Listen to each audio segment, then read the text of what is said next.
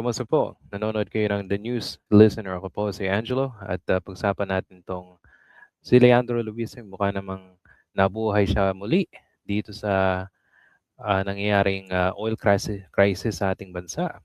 Okay, mukhang bagong oportunidad para ipakita na naman yung kanyang itsura sa media at sa mga Pilipino. Okay? At dito may kita mo talaga kung gaano ka-ipokrito itong si Leandro. Speaking of oil crisis, yung sanang solar farm niya ay makakatulong sa enerhiya. Okay, but we'll go back to that later. Okay, so pakinggan natin tong mensahe niya at kung sa tingin nyo, karapat dapat ba siyang magsabi nito? Sige, panoorin natin. Na problema ng Pilipinas ay hindi ang gera sa Middle East, kundi ang pagwawaldas ng buwis. Mahigit 300 billion pesos ang mawawala sa ating economy dahil sa presyo ng langis. Dahil pagwaldas, ang ating pambansang utang ay lalampas na sa 19 trillion pesos. Kaya ito ang ilan sa mga dapat gawin. Bawasan ang gastos at pigilan ang mga maanumalyang transaksyon ng gobyerno. Pababain ang VAT at palitan ito ng mga mas progresibong buwis. Tanggalin ang mga miyembro ng kabinete at kanilang mga kasamahan na nagpapahirap sa mga Pilipino. At huwag kalimutan ang flood control. Huwag pumayag na ilihis ang usapan dahil korupsyon ang ugat ng ating mga problema. Hindi man kontrolado ng gobyerno ang presyo ng langis, kontrolado ng gobyerno ang paggastos at buwis. Huwag nating hayaang lalong lumubog ang ating ekonomiya at huwag masundan pa ang oil crisis ng debt crisis. Itigil ang pagwawaldas ng pera ng bayan. Okay, palakpakan. Ang galing ni Leandro, no? Okay. And marunong talaga yung PR team ni Leandro Lubiste. Kung ordinaryong tao ka at nakatuto ka doon sa flood control, tapos hindi mo alam kung anong totoong real score itong tao ito in terms of corruption, ay maniniwala ka talaga. Okay, so isa-isahin natin yan. So ayon sa kanya, ang tunay na problema ng Pilipinas ay hindi ang giyera ng Middle East, kundi ang pagwawaldas ng buwis. Kung kung iisipin mo, ang tunay na problema, talaga naman hindi tunay na problema yung giyera sa Middle East. Okay? Ang problema natin ngayon ay yung oil crisis na nadudulot o naidulot ng giyera sa Middle East. Okay?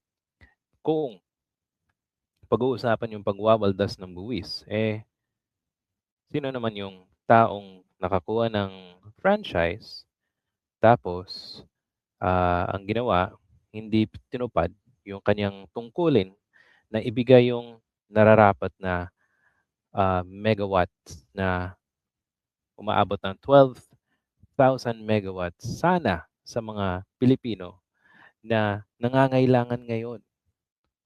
Okay? Elektrisidad na galing sa solar ay napaka clean, okay?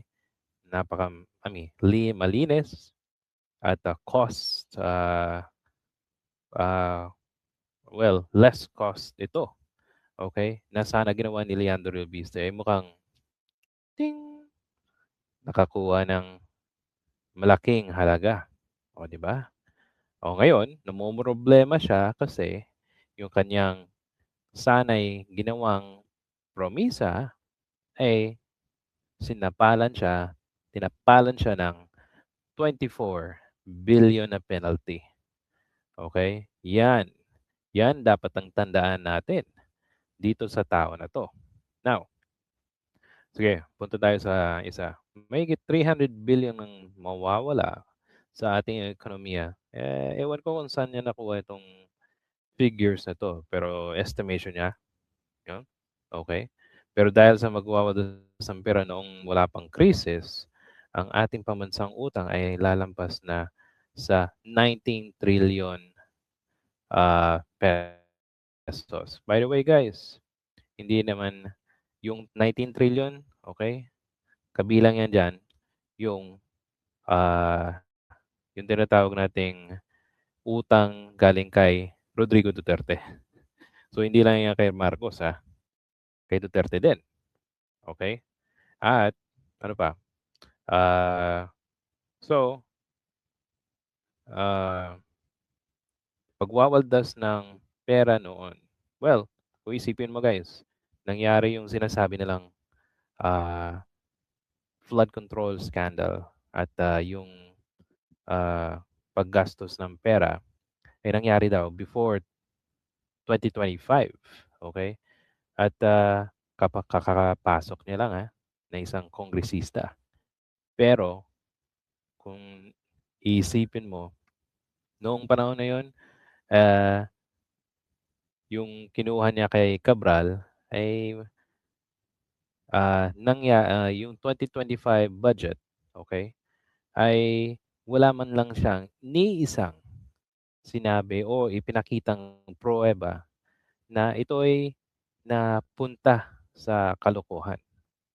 So, ang files na nakuha niya, by the way, wag na natin sabihin Cabral files, Levisti files na 'yon kasi pinuwersahan niyang kinuha, okay? At yung pera, yung document ngayon ay hindi ma-authenticate kasi nabahira na ni Leandro Leviste. Okay? So, kung meron mang kailangan gawin doon, ay ginagawa na nila ngayon. Kaso nga lang, sa sa ombudsman at sa gobyerno,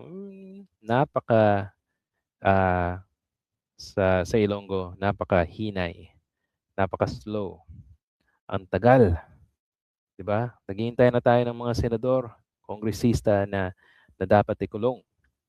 Okay? At itong si Leandro ay nagpapapapel kasi may plano talaga siya by 2028. Okay, now punta tayo sa kanyang sinasabing ano ang dapat gawin. Okay, bawasan ang gastos at pigilan ang mga maanomalyang transaksyon ng gobyerno. So, ano bang ginagawa ni Leandro Viste dito sa sinasabi niyang maanomalya? Siyempre, wala. Hindi mo na siya makita ma after mission failed siya doon sa kanyang Cabral files, okay, Leandro Leviste files, tumahimik na siya. Kasi clearly nililihis niya yung problema o yung mga nakadikit na problema sa kanyang company at that is why nilabas niya yung Leviste yung Cabral files noong December 24, 2025. Kung naalala nyo guys, nilabas niya yung Cabral files noon, kumbaga pinasabog niya, pero yung pala, ay doon pala yung announcement ng DOE na pagkansela ng mga kontrata ng kanyang kumpanya. Kasi nga, hindi niya tinupad yung pinangako niyang solar farms sa franchise. Okay? Pababayan daw ang VAT. Palitan ng mas progresibong buwis. O sana gumawa po kayo ng batas. Congressman ho kayo. 3, tanggalin daw yung membro ng gabinete. O sinong gusto mong ipalit? Diba? O magrekomenda ka. Okay? At sabihan mo yung Pangulo natin kung tatanggapin niya yan. 4, huwag kalimutan daw ang flood control. Siyempre, hindi naman natin makakalimutan yan kasi yan ang mga dahilan ay kumbaga yung ating gobyerno ay namamalimos na ngayon dahil halos mang-iisang trilyon ang napunta sa korupsyon. At huwag ho nating kalimutan yung sabit ni Leandro Leviste to pay 24 billion in penalties. Okay? Again, guys, hindi niya tinupad nearly 12,000 megawatts worth of solar farm or projects sa buong Pilipinas na nakansela siya 2024-2025. So bakit? Bakit niya hindi tinupad ito? At bakit meron siyang mga companies na ibinenta sa mga big time na negosyante dito sa bansa? Imagine mo hindi siya ayon kay Lito Atienza. Siya yung isa sa mga miyembro ng franchise doon sa 19th Congress. 19th or 18th. Okay, basta congressman siya. Kasama niyo doon si Loren Legarda. At 1,000,000 yung kanilang kumbaga sa company nila, which is napakalayo.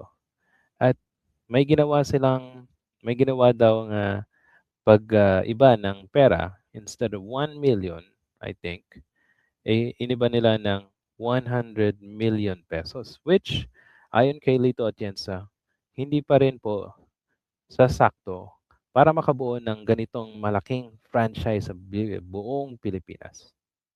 So imagine niyo nakakuha siya ng franchise under Duterte administration.